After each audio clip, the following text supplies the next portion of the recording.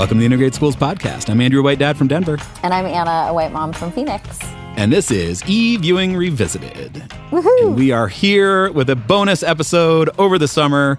Hard at work on season 12, but thought we'd drop into your feeds and revisit an episode from last season with the incredible Eve Ewing because it is our book club pick, and book club is coming up. I'm so excited. Thanks for chatting with me today. I'm going to plug book club really quick. Yeah. So we're really excited. We are reading Eve Ewing's Original Sins. The dates of book club are the end of September. We're really excited. There's 4 sessions. We'd love for folks to come. This is a really special book. I just finished reading it, which is why I begged Andrew to come on so that we could revisit the podcast episode and maybe get some of you excited to come and discuss with us. Yeah. For any listeners who have not come to book club before, Anna, tell us about how book club works and why they should come and check it out. So a little bit of history. Book club was one of our first programs at Integrated Schools. It actually predates the podcast, believe it or not. And it is from an era where we actually had to explain what this thing called Zoom was. That's right. So we had a description on the website that was like, you're going to see little pictures of other people from all over the country, and you're going to be able to talk to them. You'll be able to see their videos. So we've been doing book club now for many, many years, and it's a wonderful place where folks from across the country can log on. And we usually have 3 to 4 sessions. We read about 3 to 4 books a year. And there is no obligation that you finish the book, although reading it is obviously recommended. And it's wonderful, fruitful discussion. And we try to always end each session with action items or follow-up so that we can go from discussion into advocacy out in the world.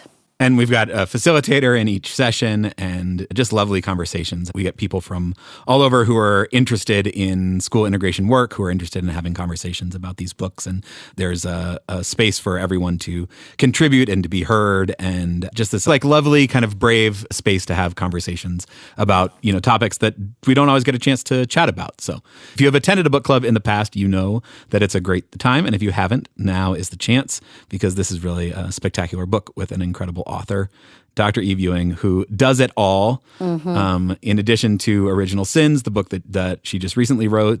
Her first work that I came across was Ghosts in the Schoolyard, which was a study of a bunch of schools in Chicago that were closed all at once, and just really took a deep look at the history of those schools and the impact that it had on the community. She's a sociology professor, but also she's a poet, and she writes Marvel comics because she can do just about anything. She's created, I think, 3 X-Men characters, and she wrote on the Black Panther movie, and she's just a really incredible voice and has a beautiful perspective on the world and the moment we're in and kind of the history that led us to this point. Yeah, I had the opportunity to actually meet Dr. Ewing in Phoenix when she was here recently doing a reading at our local bilingual bookstore, which was super amazing. And the byline of the book is The Miseducation of Black and Native Children and the Construction of American Racism. And I think if you've been following integrated schools for a while, the theme of how systemic racism hurts community, hurts society, hurts us all, it's not a new idea to most of our listeners and followers and community members. But one, she's an incredibly gifted writer, right? Yeah. And so the way she weaves in history and her analysis is you just want to keep reading and reading. Totally. And I would also say the unique perspective that she brings, which was hard for me to sit with, was schools were designed this way. Public school was designed to create a bifurcated system, to erase people's identity, to oppress marginalized groups and people of color. And one of the examples she gives in the book, which is all about the Pledge of Allegiance. I had no idea that the Pledge of Allegiance was actually written for public schools in order to indoctrinate. And, you know, the author of the Pledge of Allegiance says, like, this is to make people more like white and Anglo-Saxon and divorce them from their heritage and their culture. She highlights many of the flaws with our education system and the historical roots of those flaws, but without saying, so we should abandon it, but with saying, the only way that we actually get to something better is by embracing it. The only way we get to something better is by demanding more of this system. We know that it was designed in order to replicate racial hierarchy. It could be designed to undo that, but we have to make that choice if we want it to be something different. Yeah, we can love something like public schools, but if we love it, we must be critical of its dirty origins. Mm-hmm. And that's hard. And the ways that those ensure that it continues to struggle. Until we face its origin story, we can't actually transform it into something better. Right. I also want to give a shout out. When I got the book, I bought it and I got it signed, which was really cool. Nice. But I bought it at my local bookstore, which I highly recommend to all of you do, or head to bookshop.org. The link will be in the show notes so you can buy it, and a portion of your purchase goes to support our work here at Integrated Schools. Yeah, so we're going to play the conversation that Val and I had with Dr. Ewing, and then the original reflections that Val and I had after that conversation. We did have Dr. Ewing read to us a little bit from her book. It may have made me a little bit emotional when I read it the first time. It may have made me a little emotional when she read it to us. It may have made me a little emotional when I went back and revisited it just a couple days ago before recording this with you, Anna. But it is really a beautiful piece of writing and just a really lovely conversation that we had with Dr. Ewing. And stick around after that to hear Val and my original reflections about the conversation. And Anna, thank you for coming on, and everybody go and sign up for book club. Yay, can't wait to see you all. Thanks so much, Andrew. All right, let's take a listen.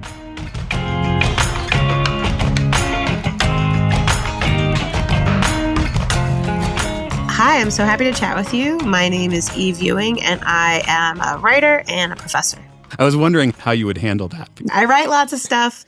I profess, less stuff, but those are my two deals. You write lots of stuff. Yes. Poetry, Mm-hmm. You write comics for Marvel, you're a sociology professor, you've written a number of books.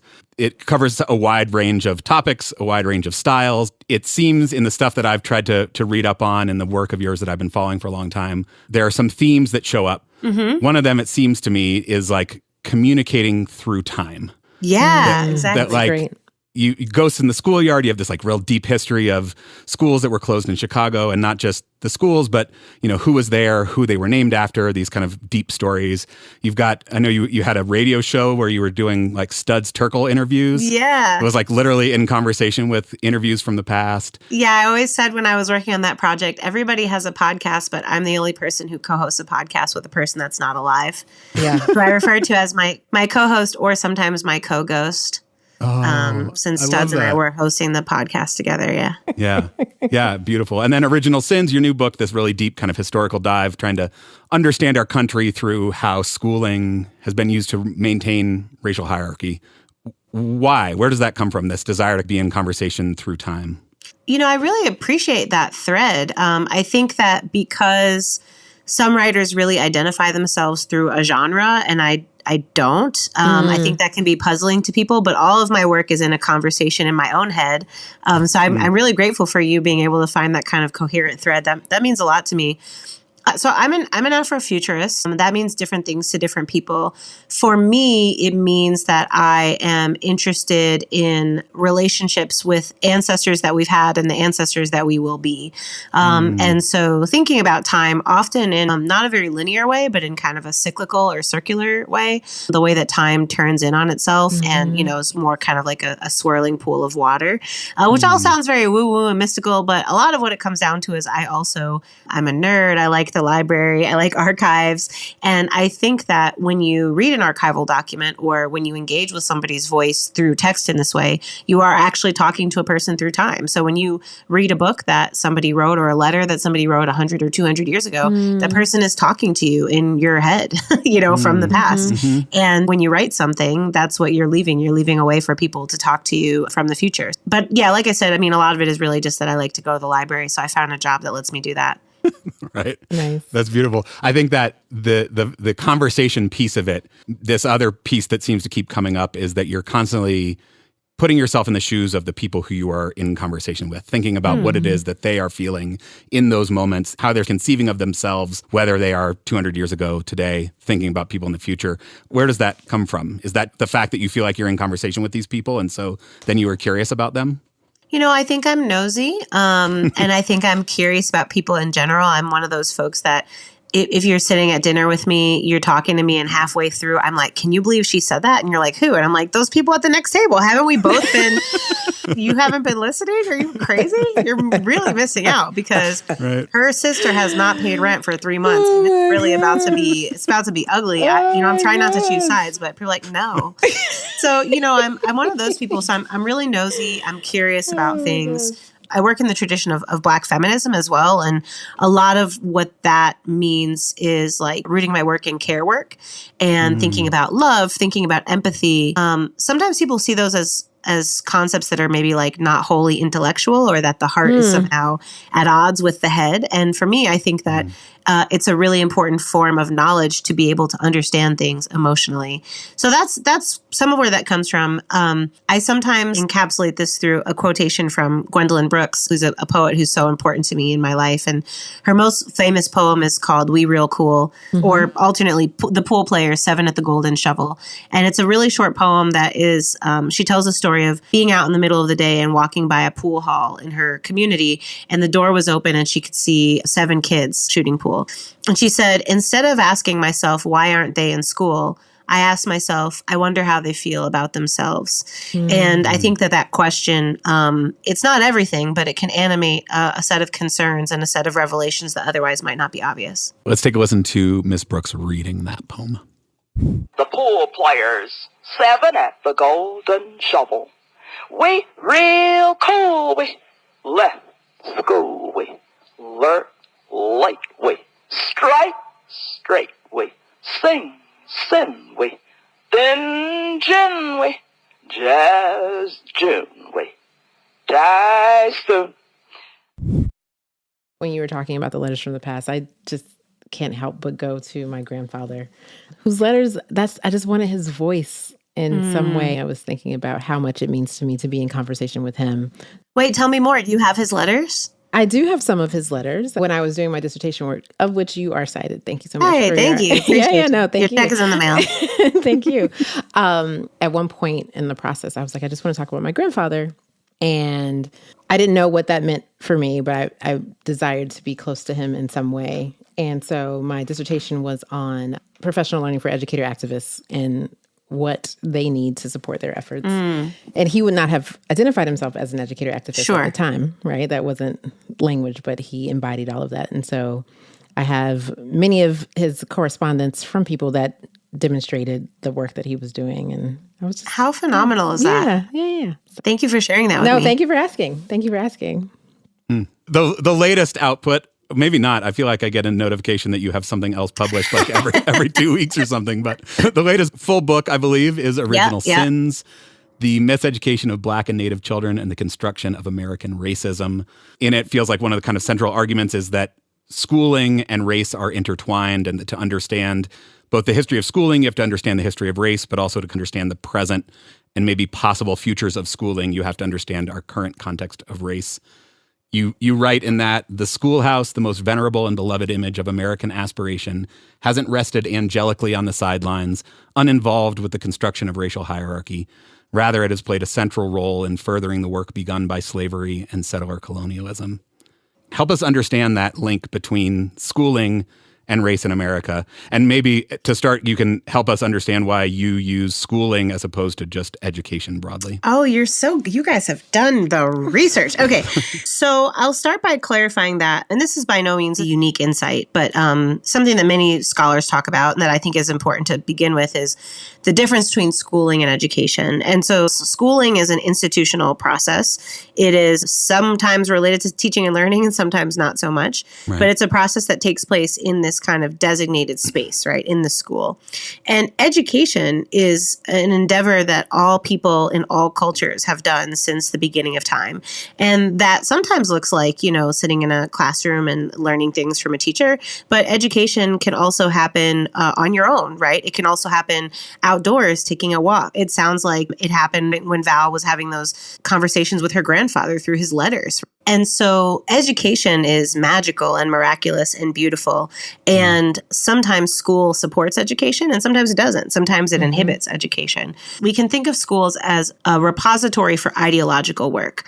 And what I mean by that is that schools are a place where young people from a very young age are subject to a set of ideas. And some of those are ideas about, how to read and write. But some of those are the things that the society in which they find themselves and the people who have enough power to shape what's happening in that school, it's the ideas that they want those young people to be exposed to, right? We live in a country where the origins of the republic, the origins of the government, the origins of what we now know of as the United States rests on the foundation of these two original sins to which I refer in the title, the original sins of indigenous genocide and chattel slavery and the attendant ongoing violences that upheld and supported both of those institutions. And so if you live in a country where on the one hand, your founding words and the most important credo is supposed to be that all men are created equal, endowed by their creator with certain inalienable rights, and that we're the land of the free and the home of the brave. And then you turn around and the very same people that are supposed to represent those values also murdered Native people, also displaced them from their lands, also held enslaved people. How do we reconcile that, right? And the answer comes not only from, but partially from schooling, that schooling becomes a place where we receive a set of creation myths, a set of stories, a set of narratives that tell us that, hey, this is all fine. It's okay. And the book is really about the ways that schools do that. The narratives, the creation myths, the stories about what the United States is, and specifically what Black people are, what Native people are that we receive in schools. Yeah. The clarity just broke my heart. Like, I'm already teetering on the edge right now since November. And one thing that I highlighted that I think connects to where we are to now, page 42, how is democracy supposed to work and what role were schools to play in preparing white people to participate in and maintain that democracy, given where I feel we are right now in terms of not maintaining a democracy.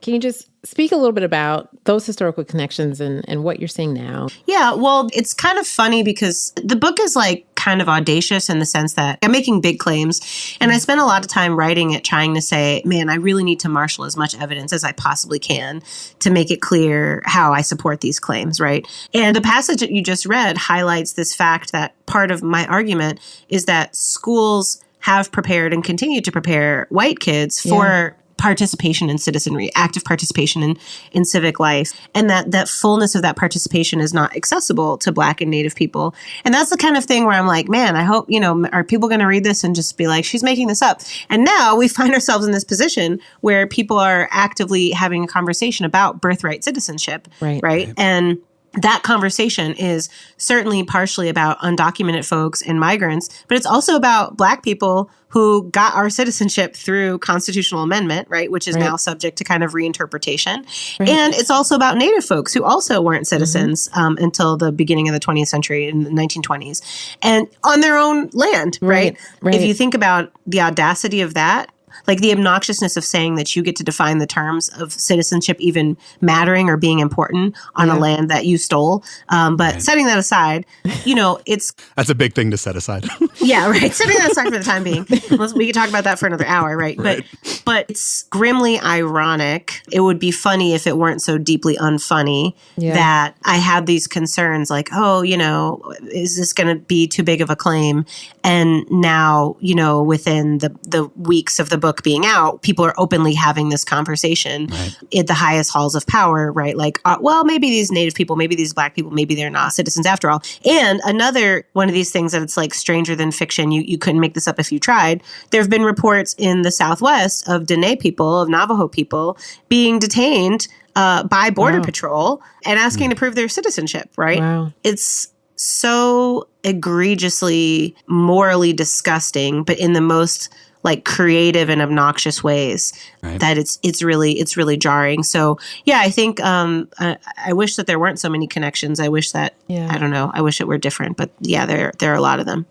You talk about the history of education, this Horace Mann ideal of education as the flywheel and the machinery of society, that it's preparing future citizens, that was really the goal for white kids. Right. And that there was a separate goal for Black kids and a separate goal for Native kids. Can you talk us through those kind of three different types of schooling? When I was becoming a teacher and I took history of education courses, I really got this story, that received narrative that school is to make good citizens, right? And school is to teach everybody how to have a coherent democratic society and how to participate in it.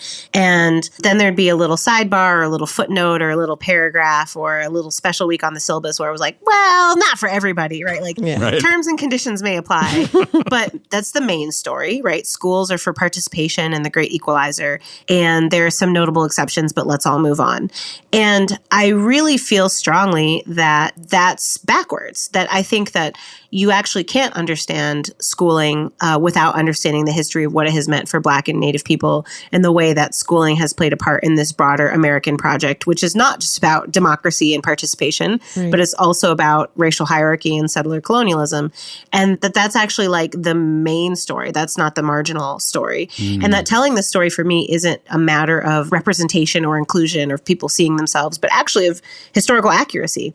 And so to put a finer point on it, white kids, basically schooling has historically served exactly that function, this idea of learning how to be a member of a good society. And I want to say that hasn't entirely been benign for white children either, right? And that part of the history that I talk about is the ways that young people from immigrant populations that were seen as threatening, that were seen as not fully white, that were seen as degenerate, as bringing down the white race. Race suicide is a phrase that Teddy Roosevelt used. He said, we're going to be committing race suicide if we let too many of these people from Eastern Europe and Southern Europe in. So, the idea was that those kids were to become as assimilated and as American as possible through that great melting pot. And that would happen through things like learning the Pledge of Allegiance, through things like learning how to eat bland food in the lunchroom, through things like playing games on the playground during recess. And, that's a sad story in some ways. There's an Italian-American writer that I quote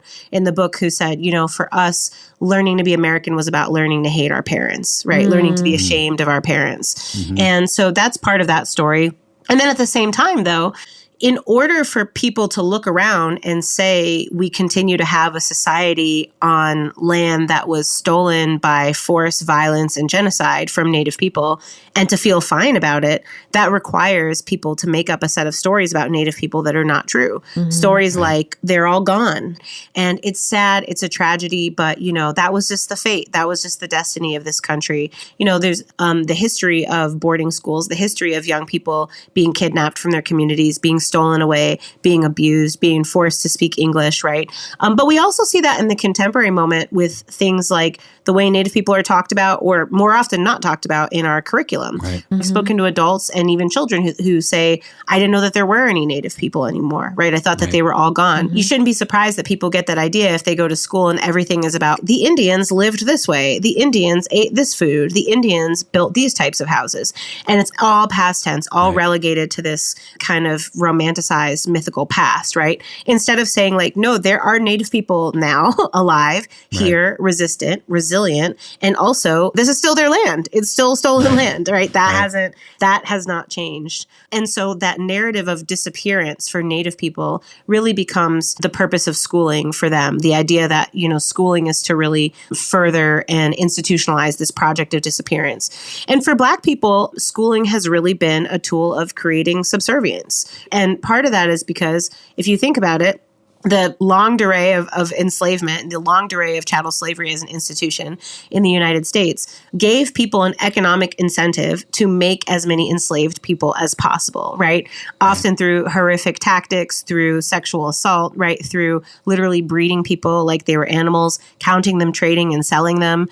And so then you find yourself in a moment where after the Emancipation Proclamation, there are huge communities where the majority of Black people live. And so what do you do when when you are a white person who was formerly a member of the planter class and you look around and there are all these Black people, perhaps more of them than there are of you, and they now allegedly have some sort of rights. And you look not too far away to Haiti and you see what can happen when, Right. you know, when Black people realize that they have these rights and that they realize that you actually have no power over them and you don't feel too good about it. And so school becomes a way to tell Black people that they are nothing, that they are subservient, that the best thing that they can do in their lives is to be obedient, to work as much as possible, because that's another thing. You still need them to work for you in order to keep your economy going, but now they're not enslaved anymore. So how are you going to do that, right? And so that's how we see, you know, the debt peonage and the sharecropping and the convict labor and all these things that we see in the afterlives of slavery and Reconstruction. But Carter G. Woodson said lynching begins in the classroom because it's the first place that people start to learn that Black life is not valuable. And you see, again, the necessity of that if you have decided that you're not going to face up to the uglier reality, which is that the country is built on the legacy of slavery. Oh, my gosh. Leadership for white people, erasure for Native people, and subjugation for Black people. Exactly. How's your white supremacy headache, Val? I get one.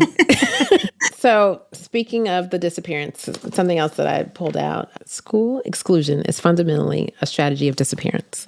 And you wrote about being a middle school teacher. I, too, was a middle school teacher. The best people. The best people. And I felt convicted reading this section for good reason. In my past practice, I remember early on, you know, and this was just modeled behavior, you know. Of course. I would send somebody out of the class, and then I felt really good about myself when I created a section in my classroom that was just like a little check. And I was like, hey, just go check in. Yeah. So I didn't have to send someone out of the class. But I felt good about that, even though it still was exclusion. Well, and I just want to say, there are times when we say to people, these are the norms and boundaries of this community. And if you're not able to be accountable to those norms and boundaries, you need to step out, right? Until you feel ready to do so. I appreciate you. Yeah. I mean, I can't speak to what was happening. You know, I wasn't there. Yeah. You know, no, I appreciate that. My principal was like, y'all better not send these kids out the classroom. You send them down to the office to do what? She said, if you send them out, I'm gonna send them right back. Exactly. So Exactly. And then you're gonna feel silly when they're at the door, like knock knock. Hello. So, and I mean that not just in classrooms, I mean that in communities in general, right? Yeah, in sure. friendships. And sure. And so I think accountability is important, and we have to teach young people accountability. That's different from this kind of disappearance strategy that I'm talking about, where I'm drawing a little bit from work from Angela Davis, right? Where she talks about the ways that prisons disappear people. Yep. It's a lot easier to lock people away and punish them than it is to actually face those things.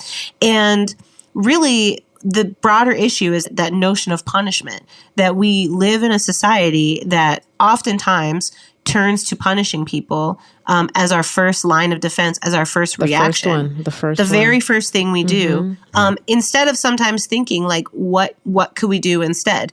And that's not just a school's problem. That's an American problem. We are a carceral culture, right? We are a culture that turns to punishment first, even when it like doesn't make any sense, right? And so, for example, if you have a young person that you know that they need to be in school, right? That they need more support, that they need more mentorship, that they need more accountability, that they need to be in relationship with adults who care about them. Suspending them and expelling them is not great, right? No, it doesn't make sense. It doesn't make a lot of sense. I'm so glad that people have started to have more conversations about suspension and expulsion in schools in the last 2 decades, and that more and more schools are turning to restorative justice and peace circles and things like that. But those things actually don't work, and they're not sufficient if you don't think more broadly about the culture of your school and the culture of your community.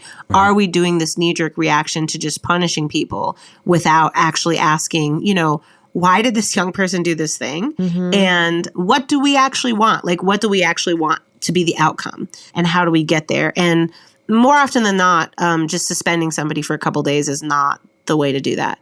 Yeah. Right. removing kids from the classroom, sort of the broad bucket of like discipline and punishment is one of these kind of tools that you talk about that reinforces the ways in which we have schooling for Black kids that is about subjugation and Native kids that's about erasure. You also talk about intellectual inferiority and economic subjugation.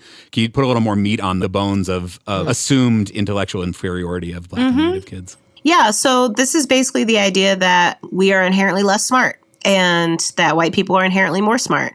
And I think that this assumption goes unchallenged in ways that really have seeped into the fabric of lots of people's thinking, even people of color, even people who actually want great things for Black people, for Native people. There's this assumption that we are intellectually inferior. And in a very pernicious way, we see that playing out now with the DEI debate, right?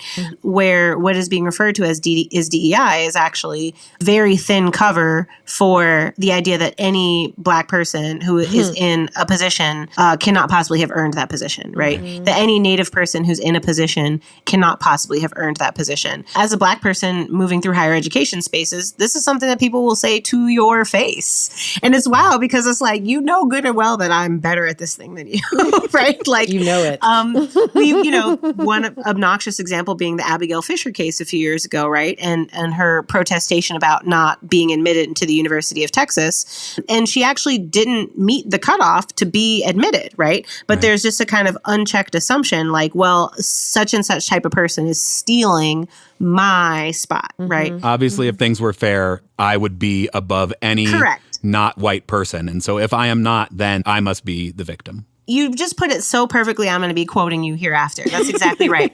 If things were fair, the default is that I would be on the top.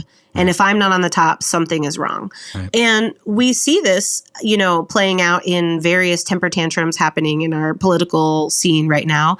But it's also been baked structurally into some of the ways that schools function. And so one example is that if you have people in your family have taken the SAT, you might know that every year there are these norming questions that are thrown into the SAT.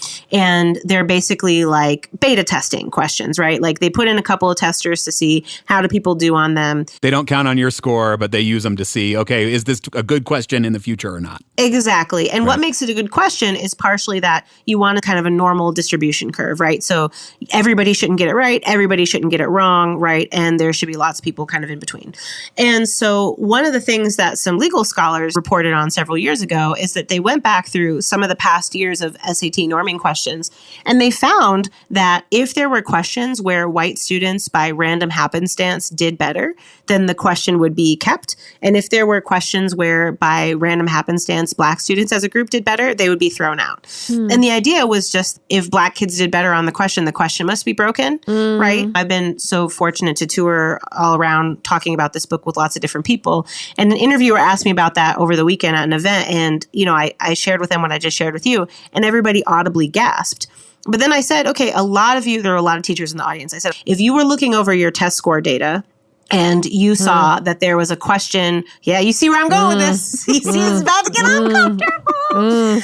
If you looked over, a practice test that you did and you saw that there were a bunch of questions where all the white kids in your school did better, you probably wouldn't think twice about it. And if you saw that there were a bunch of questions where all the Black kids did better, you would be like, let's discuss, right? Maybe you can ask, you might check yourself. Think twice. Go to check and think about it. Right. Before you wreck yourself, as the proverb says. Another example of this. Yep.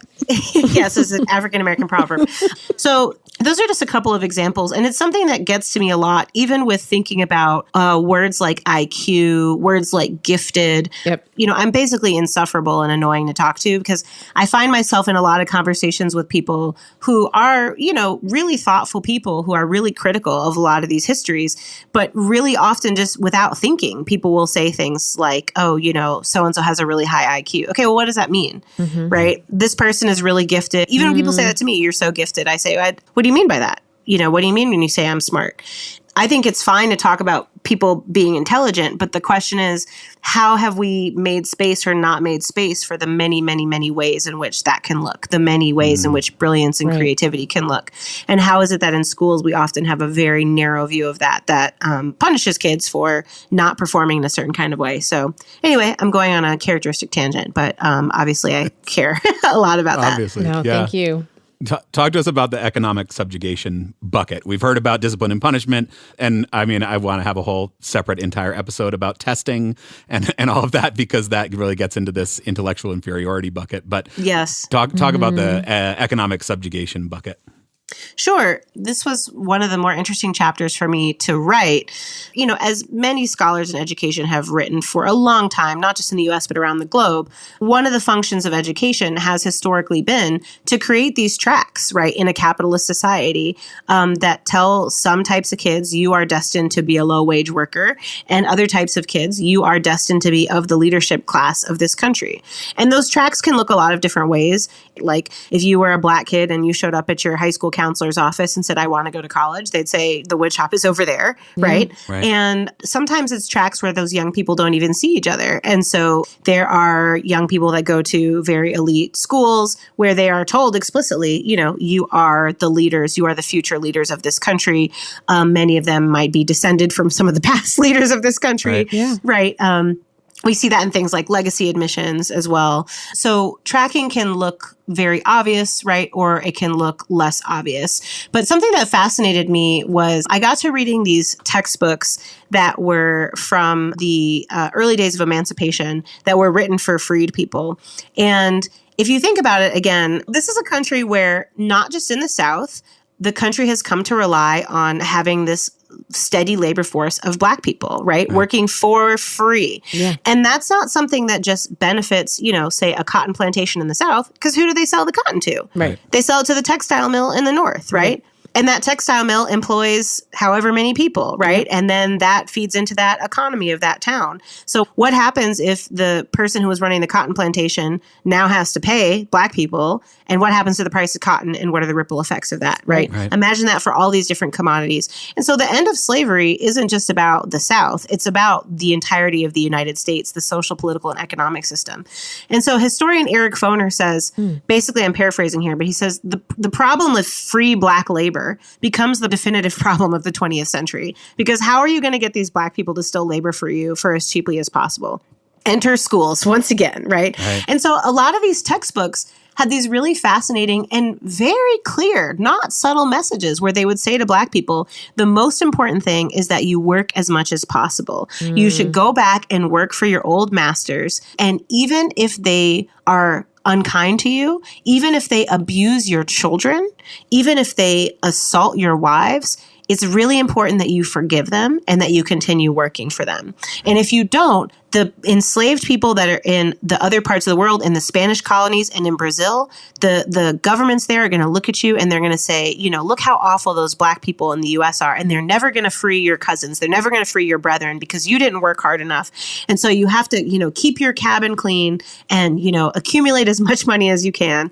And another thing that I found really fascinating was this focus on capitalist accumulation, right? Nowadays, we have this culture where people are starting to question their relationship to work. They're starting to talk about wellness and things like that. Well, Indigenous people, since time immemorial on the lands and waters of this country, grew what they needed to grow, to trade a little bit, right? Hunted what they needed to hunt, drew the water that they needed to drink, and learned these kinds of sustainable ways of feeding themselves that were not about, I need to get as much as possible, as much as possible, as much as possible. So the same issue with Black people after slavery, that there were literally white commentators that complained about things where they said, you know, some of these former slaves, all they want to do is just grow enough food to feed their families and just have like a house to be warm in and to be comfortable. And then after that, they just want to rest or have leisure. They don't want to just keep working.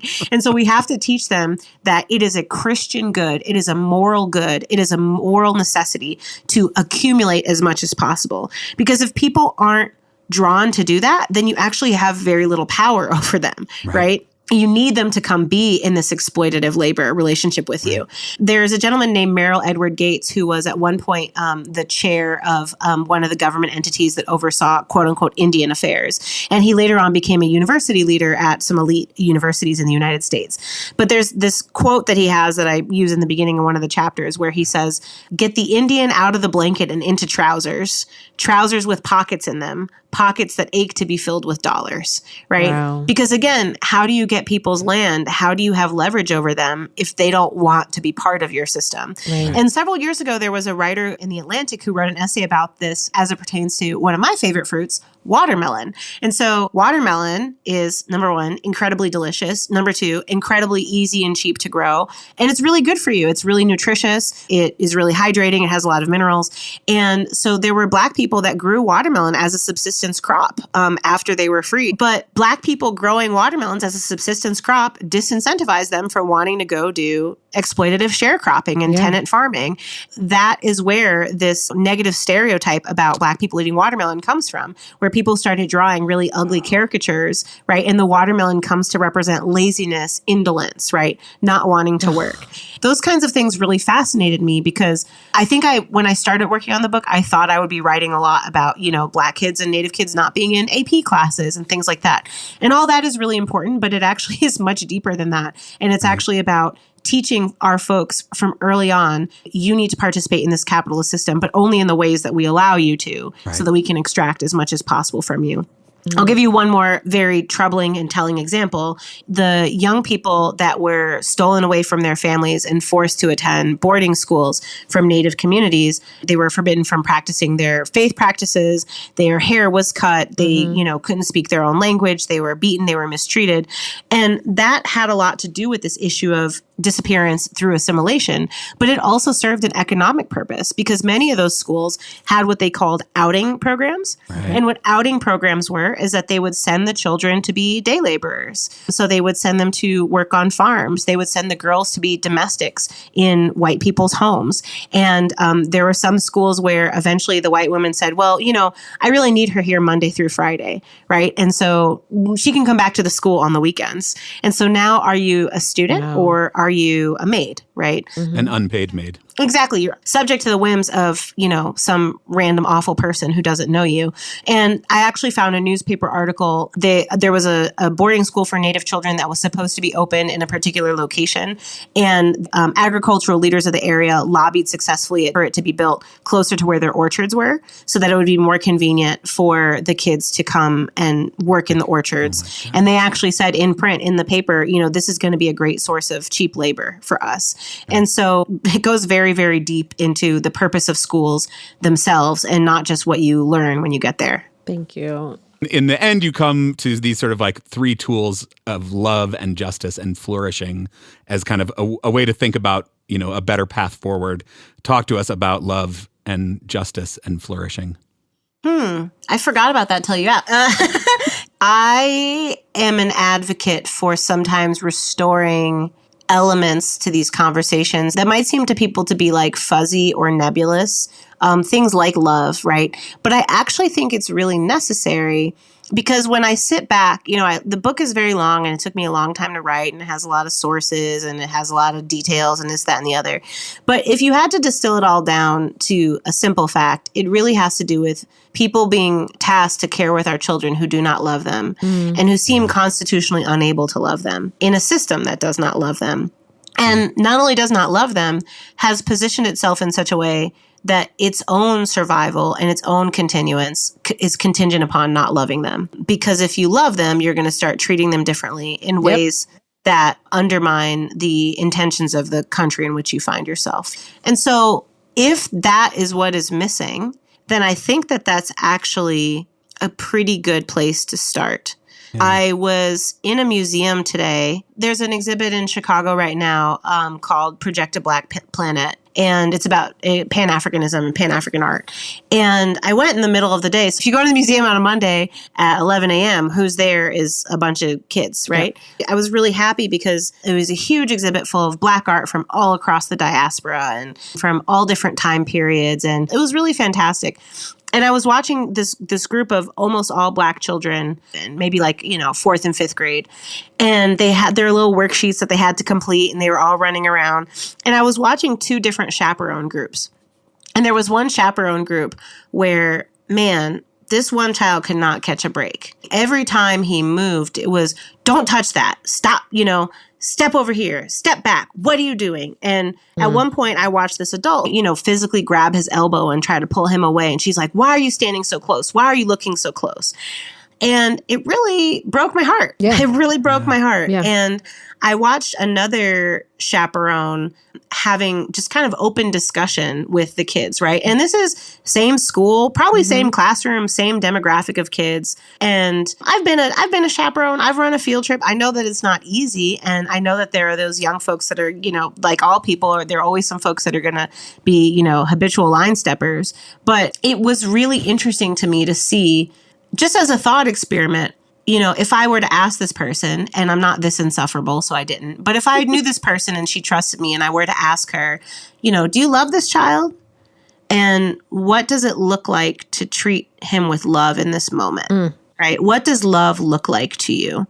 Is that the way you would talk to your child? Is that the way you would want someone to talk to your child? Is that the way you talk to your niece or your nephew? And maybe, hey, you know what? Love looks lots of different ways for lots of different people. Right. But, it was tough. It was really tough. And I think that love, like really, really thinking hard about it, really being intensely reflective about it, can take us into a very fruitful intellectual place to really think like, what are we actually trying to do here? Right? That's one place where I hope people begin, is to start asking those critical questions in different moments. Yeah. For sure.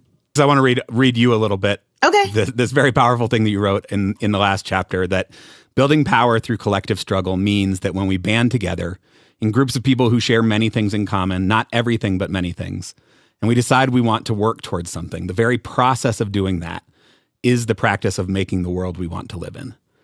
In building the relationships we need to topple an unjust world, we are also strengthening the muscles we need to care for one another. We are stitching together microcosms of the world that will replace the ones we have. That sounds good. Well done. It's so well good. Done, it's so good to kind of turn your themes back on you a little bit. This conversation, the book is in conversation with so many people from the past. It's like a gift, I think, to welcome us into those conversations. Thank you. Talk a little bit about the conversations that you want to be having with those generations in the future through this work, through your other work. What does that look like? That's actually very much how I think about it. So part of what I didn't anticipate would be so important in this moment, because I couldn't have predicted when the book would come out. I knew it would come out February 11th. Right. I didn't know when what the world would look like. Yeah, when in the arc of history it would come out. And so one of the things that I'm really grateful for is, I think that as I was writing the book, I was thinking so much about the past. And I think that I find myself, as I'm talking about the book and it begins its life in the world, thinking so intensely about the present and the future.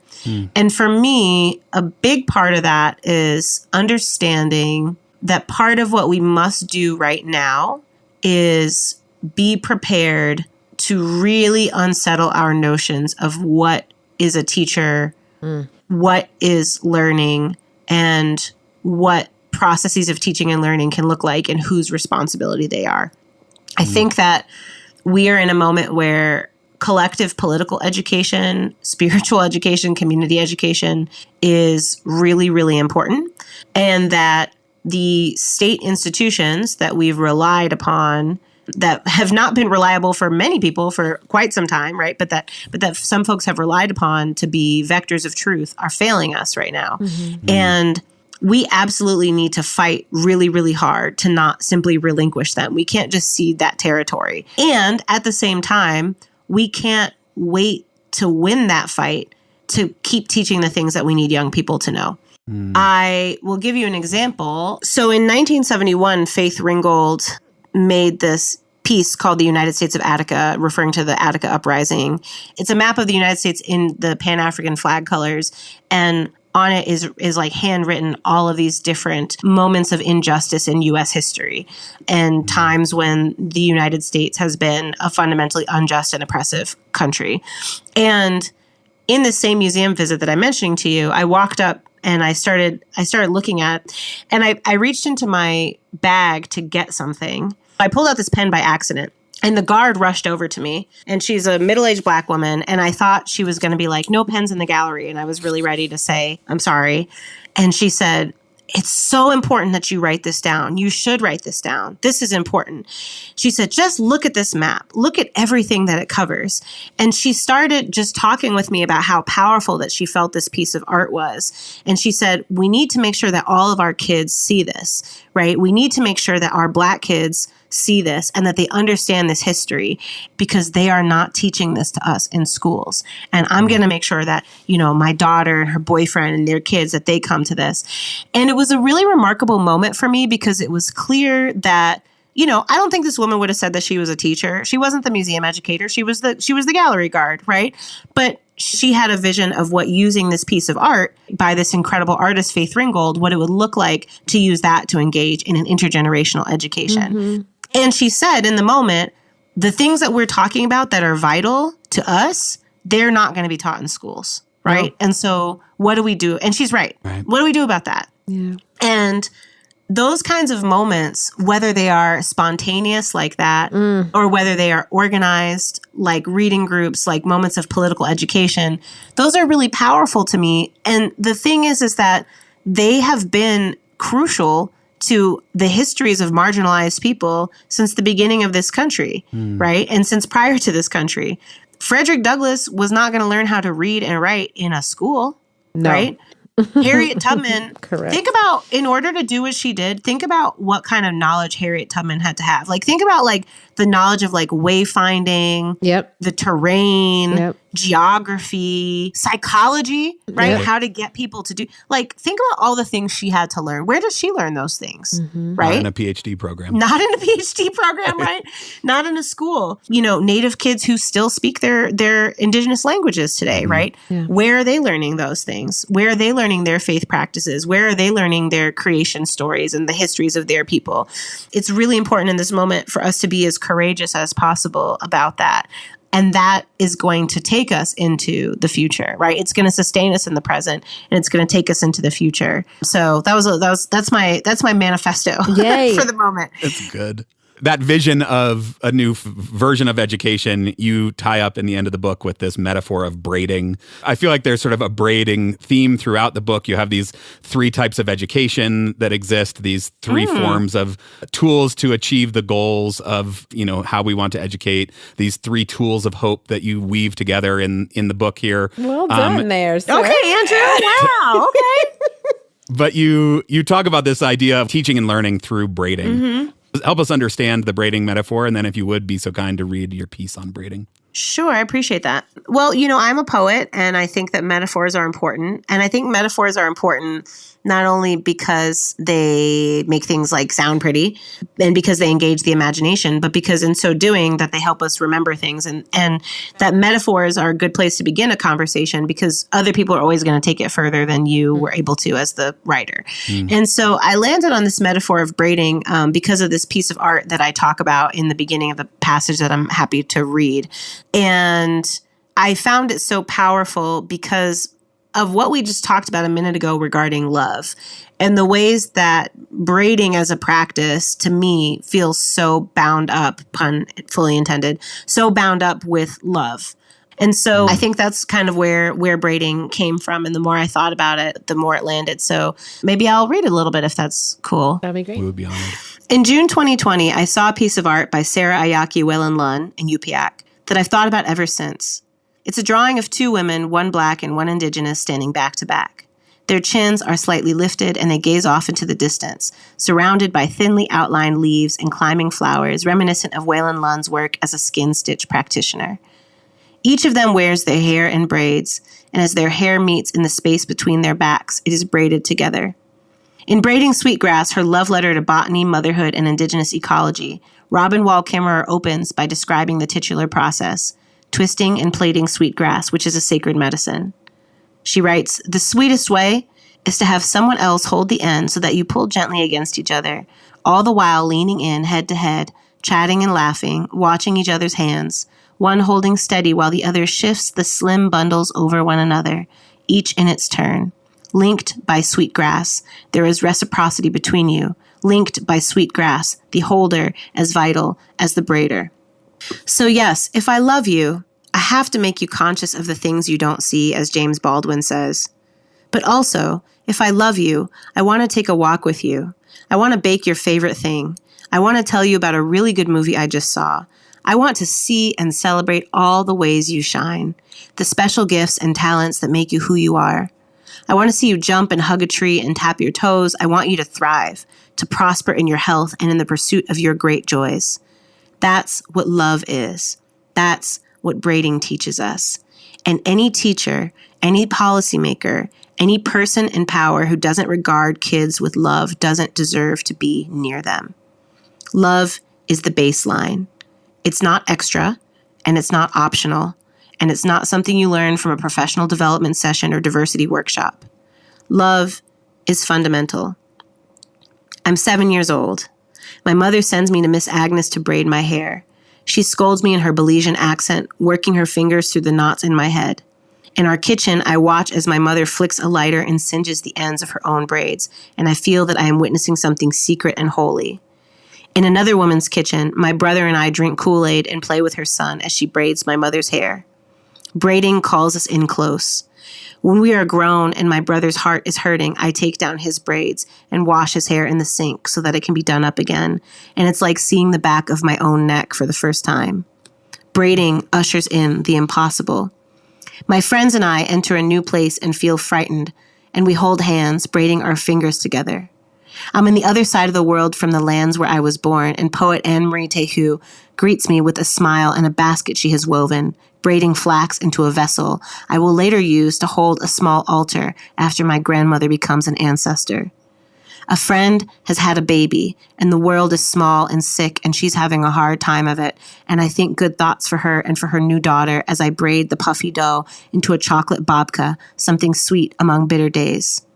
My beloved looks over my scalp with a rat tail comb and a squint, pulling the strands of the plaits free slowly so as not to hurt me or snag my edges. My mother, now all gray, comes to my house with something good for me to eat and has brought the spray bottle to sit between my knees.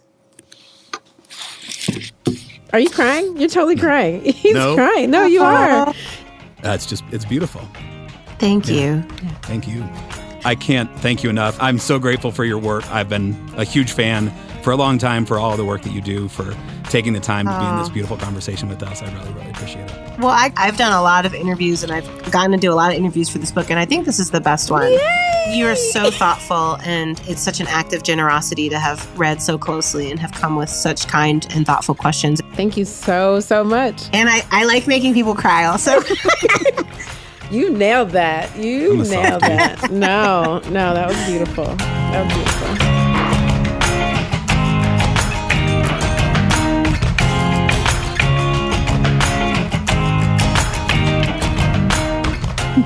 So Val, what'd you think? So much, obviously. And I think I want to start with schooling as a place of common myths, specifically around erasure. Yeah. Certainly, my schooling erased many people from the narrative. And until recently, I don't know that I thought it was intentional. You know, as a child, you just think that stories aren't there to be told, or Yes. your teachers would tell them. Right. Right. And so the idea that there's an intentional erasure of the narratives and the people is something that I think we really need to be honest about grappling with, because many of these themes and ideas and places and names, you don't learn until you're an adult, and you have to seek them out. It speaks to that idea of, schooling as separate from education, that schooling is what happens in these places that, as she says, people who have enough power shape what's happening in the school and the ideas that they want young people exposed to. And I agree. There's so much that I have learned long after finishing going to school that feels so relevant both to the actual history of this country, but also to understanding the current state of affairs in this country that I was never exposed to. And I think the way that schooling works is you are told that these are the things that are important, and things that are not taught in school are things that aren't important. And that speaks to that idea of erasure that comes up throughout her book. And I love the way that she made the connections to how we are physically removing or erasing the Black and brown and indigenous bodies in our schools as well, right? And so it's not just curriculum based, but also we want to remove students that we don't know how to control or might not fit into the mold from the place of learning. I want to laugh to keep from crying because it doesn't make any sense, because we are intertwined whether we like it or not. Right. And so if we give a shout out to her old title, like the ghosts aren't going anywhere. Yes. Like the ghosts are here. Yep. And until we reconcile what we are doing in these places that should be places of learning for all children, we're going to be haunted.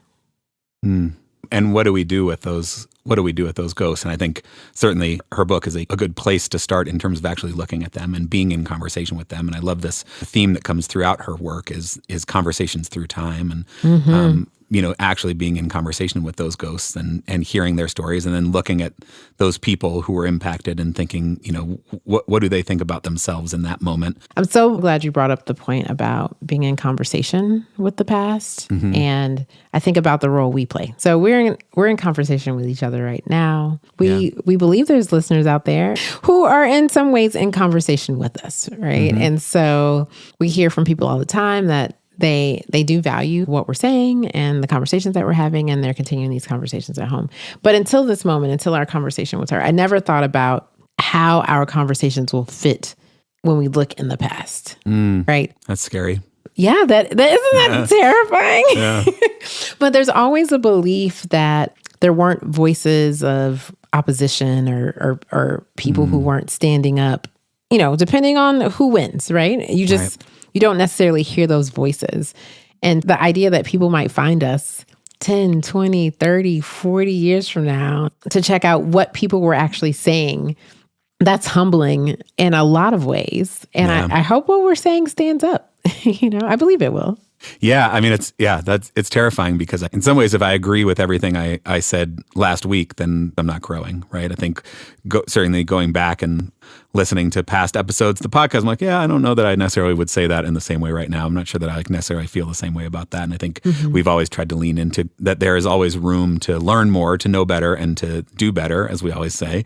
But I also hope that people far in the future would find value in some of these conversations and in kind of planting a flag as this is where we are right now, and we're not afraid to be somewhere right now, even if we may be somewhere different down the road. And hopefully what they see down the road is that we also value love and connection and belonging. I was really struck by schools as preparing young people to be active participants in democracy and how it seems that we have failed in that effort. And so it made me question, what type of governing structure do schools prepare our young people to engage in?